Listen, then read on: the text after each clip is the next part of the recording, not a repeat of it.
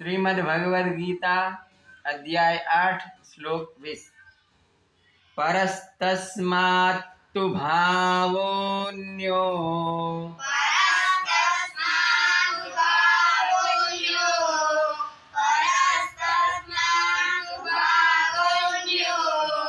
व्यक्तो व्यक्तात् सनातनः।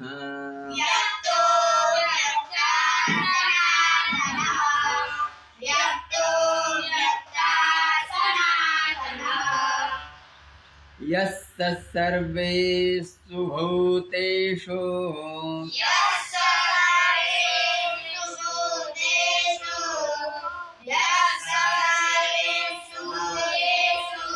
नश्यत्सु न विनश्यति।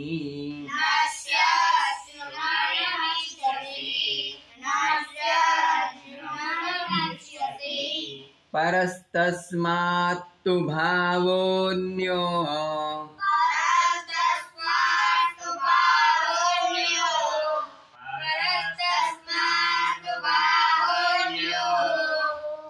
व्यक्तो व्यक्तात् सनातनः।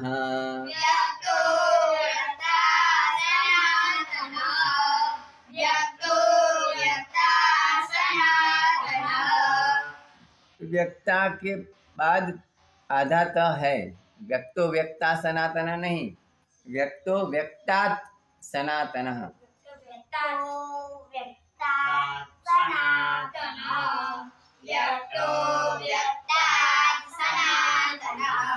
यशः सर्वेषु भूतेषु